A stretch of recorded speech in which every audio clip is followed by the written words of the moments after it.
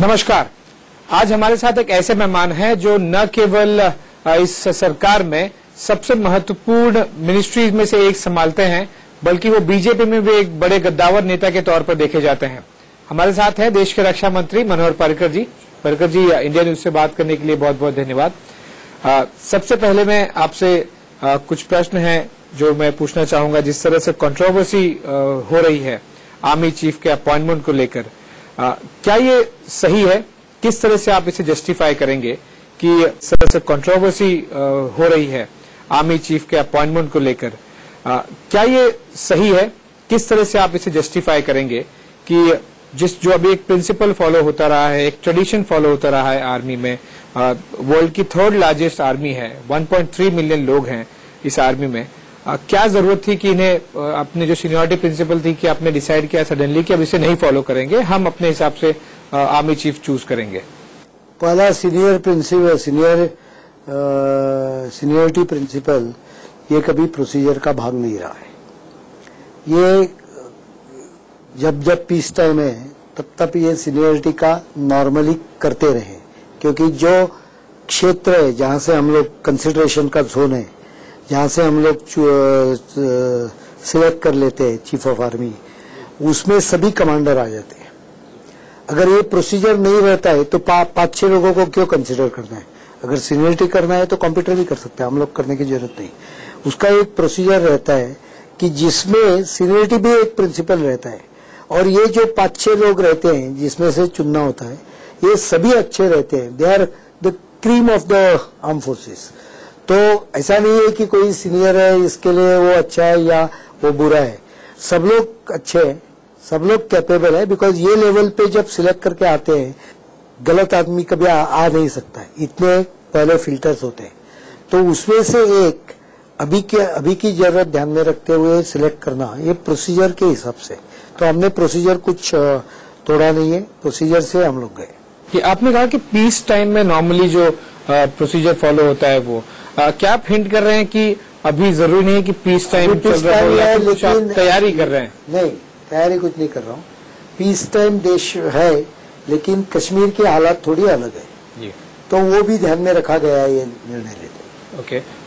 2 senior officers को supersede किया गया, वो अब उन्हें नजरअंदाज किया गया, उनमें से एक छुट्टी पर भी चले गए हैं। आपने उनसे एक बार बात भी की थी, वो आए थे दिल्ली में, आपसे 1-to-1 मीटिंग की उन्होंने। ऑब्वियसली मैं नहीं चाहूंगा कि आप डिस्कस करें पब्लिकली कि आपके और एक जो आर्मी चीफ बनने वाले थे कुछ हफ्ते पहले तक, उनके बीच में क्या बात हुई। लेकिन अगर वो इस्तीफा देते हैं तो फिर ये एक शर्मनाक बात नहीं होगी सरकार के लिए और रक्षा मंत्रालय के लिए? एक तो इस्तीफा देना के बारे में मैं इतना ही कह सकूंगा कि मेरी उनसे बातचीत जो हो गई है उसमें मुझे उन्होंने तो कुछ इंडिकेशन नहीं दिया है। It was free and Frank. तो अभी छुट्टी पर चले गए? नहीं, वो उन्होंने बोल दिया था मुझे कि बहुत बरसों से छुट्टी नहीं ली है, तो थोड़ा छुट्टी। आपको लगता है कि प्रोटेस्ट करने का एक तरीका है? नहीं, मुझे बोल दिया था उन्होंने कि मैं थोड़े दिन छुट्टी लेने वाला हूँ, और मुझे लगता है कि वो काफी सेटिस्फाई हुए थे। मैंने उनसे पहले कहा कि ये आपके क्वालिफिकेशन और आपके कैपेबिलिटी पे, कैपेसिटी पे रिएक्शन नहीं है। ओके। ये आप जब हम आर्मी की बात करें तो एक महत्वपूर्ण मुद्दा जिसपे आप आज तक आपने टीवी में बात नहीं की है, केवल स्पीचेस में बात की है, वो सर्जिकल स्ट्राइक। काफी पॉलिटिक्स भी खेली गई उस पर, काफी आपने भी क्रेडिट लेने की कोशिश की, काफी अपोजिशन ने भी आपको एक्यूजेशंस लगाए। ये जो सर्जिकल स्ट्राइक हुई थी, इसका एक उद्देश्य था। आपने कहा था कि नहीं, अब पाकिस्तान को मुंह तोड़ जवाब दे दिया और अब दूसरी बार वो देखना उनका मुश्किल होगा, पर ऐसा तो हुआ नहीं।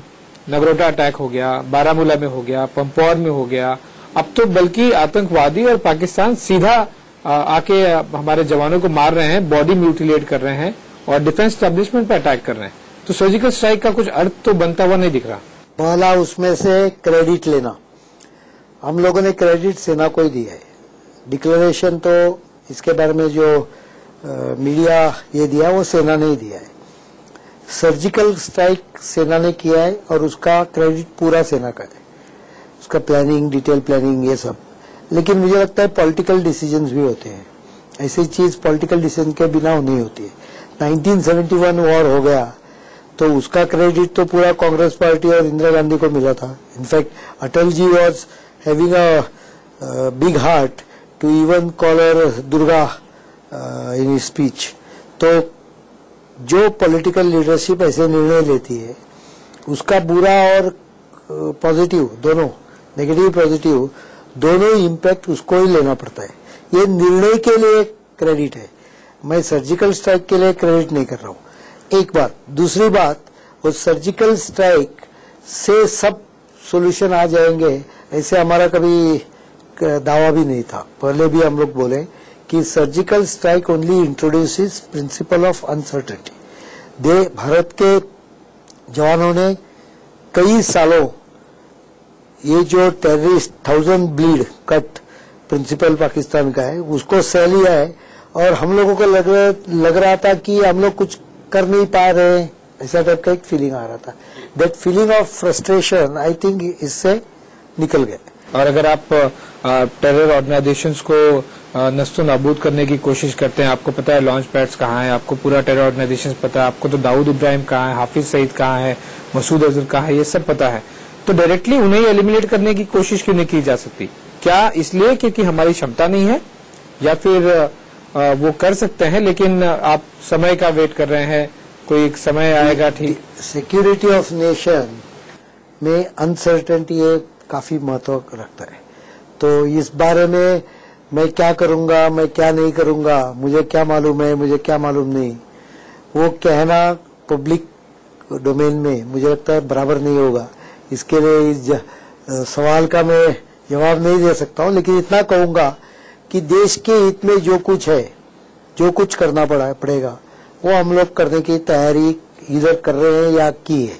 उसकी क्षमता है, जो क्षमता सभी चीजों में होती है, लेकिन कितनी है, कहाँ तक है, कहाँ जाके है, इसके बारे में मैं कुछ नहीं कहूंगा, क्योंकि वही तो प्रिंसिपल ऑफ अनसर्टेनिटी जो मैं आपको बोला वही रहना चाहिए। मालूम हमारे एक दुश्मन है, उनको मालूम नहीं रहना चाहिए हमारे पास क्या है।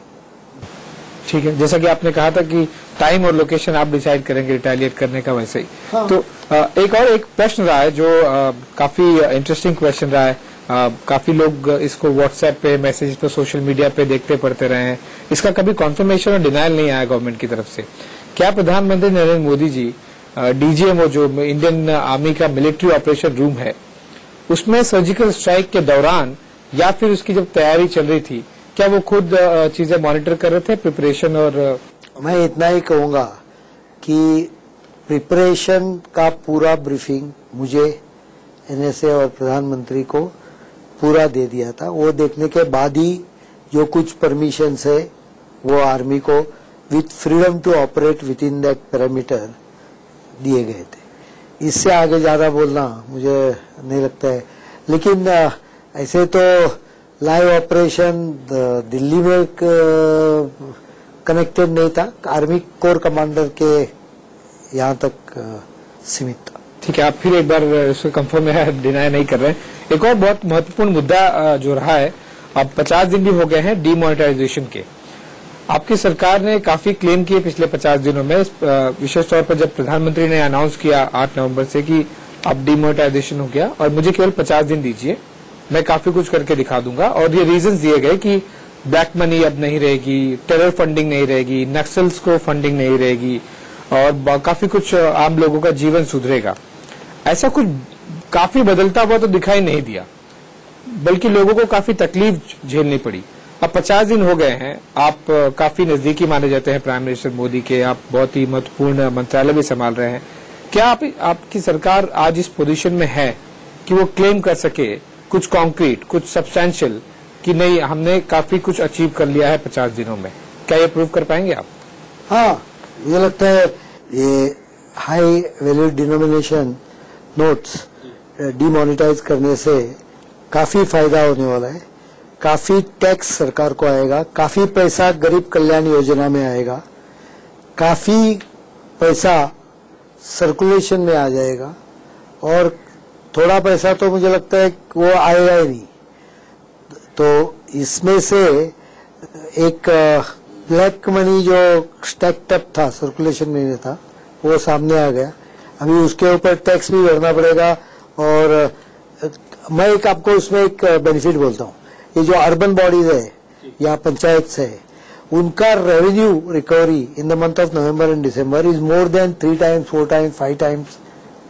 स्टेट गवर्नमेंट की रिकवरीज ट्वाइस ऐसी हुई है, because people have paid up pending dues where otherwise they would have fought battle in the court, or they would not bother about paying it.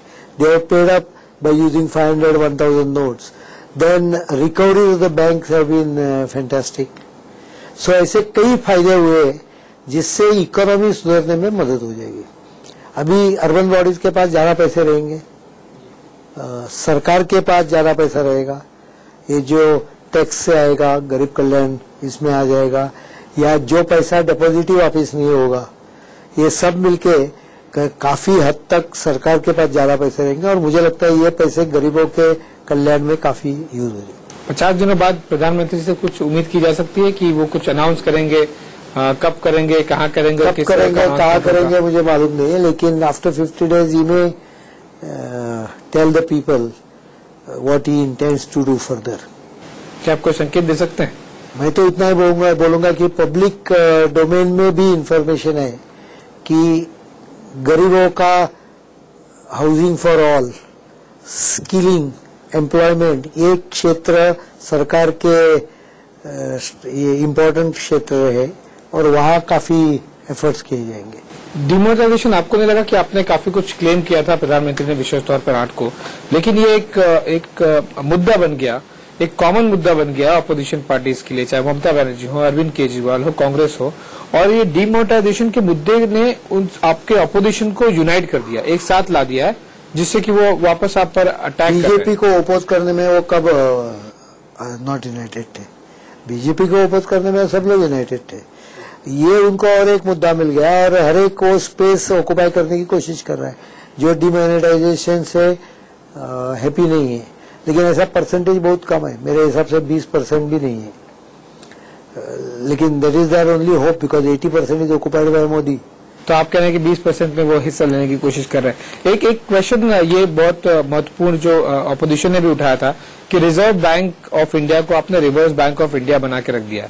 आपने भी एक डिमोनेटाइजेशन का एक स्ट्रक्चर और एक प्रपोजल दिया था कुछ महीने कुछ साल पहले मोदी सरकार को. ये एग्जैक्टली तो ऐसा नहीं था, पर कुछ अलग था. आप फाइनेंस मिनिस्ट्री भी देखते हैं आपके राज्य में, गोवा में, तो आपको काफी कुछ जानकारी है फाइनेंसेस के बारे में. आपको नहीं लगता कि ये जो इम्प्लीमेंटेशन है ये काफी बेहतर हो सकता था आरबीआई और फाइनेंस मिनिस्ट्री की तरफ से? लोगों को शायद इतनी तकलीफ नहीं झेलनी पड़ती, कई शायद जाने नहीं जाती. मुझे लगता है कि वाइल थोड़े जगह ज्यादा अगर एप्लीकेशन ऑफ माइंड करते तो some things which were misunderstood could have been avoided. 5000 deposit करने का जो आया था, दैट वाज नॉट इंटेंडेड. वो इतने ही कह रहे थे कि जो आपका है पैसा वो एक झटके में डाल दो अंदर, लेकिन it was misinterpreted and then we to step in to say that it is corrected. But it is always better to correct if there is a wrong step. कभी कभी हो जाती है गलती, no human being is perfect, और हर एक circular या डायरेक्ट ऑर्डर का रिएक्शन क्या होगा ये उसी समय समझेगा ऐसा नहीं, कई बार ये बाद में समझ में आ जाता है. That is because as situation develops problems आ जाते हैं. तो कुछ गलत नहीं है, कहने में इजी है कि ऐसा होना चाहिए था. पोस्ट फैक्टो पोस्टमार्टम करने के लिए बहुत अच्छा रहता था, लेकिन एक्चुअली उस समय जब आप ट्रीट करते हैं उस समय स्थिति अलग रहती है. You have to take a decision in fraction of minutes or hours. So I think overall they have done quite well. Maybe they could have taken a few steps initially in one shot rather than doing them stepwise. तो ज्यादा बेहतर होता. क्योंकि हम politics और demonetisation की बात कर रहे हैं, उत्तर प्रदेश के इलेक्शन आने वाले हैं जिस पर बीजेपी की बहुत दिनों से नजर है कि उत्तर प्रदेश में जल्द से जल्द सरकार बनानी है, बड़ी से बड़ी, ताकि आपको राज्यसभा में भी फायदा मिल सके, और जाहिर सी बात है देश का सबसे बड़ा राज्य है.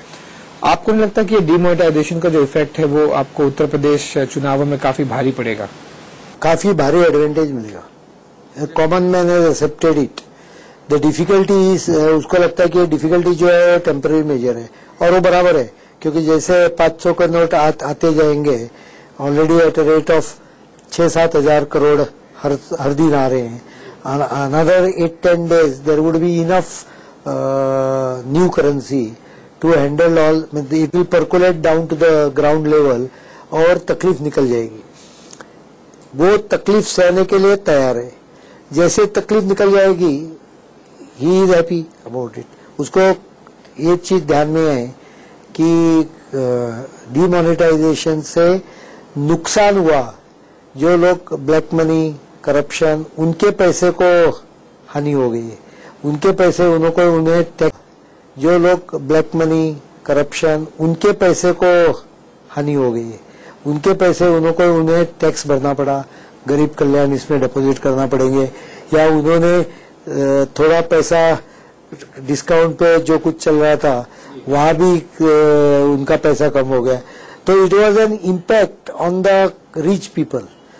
गरीब आदमी के पास कितना पैसा रहेगा? 5,000, 10,000, 20,000, इससे ज्यादा नहीं. Very rarely I have seen 1 lakh, 1.5 lakh, very rarely.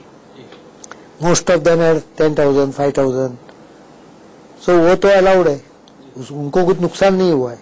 और उनका पैसा वापिस बैंक से निकालने का भी अमाउंट जो रहता है महीने में 5-10 हजार ही रहता है, where permission is for almost 1 lakh, 24,000 per week.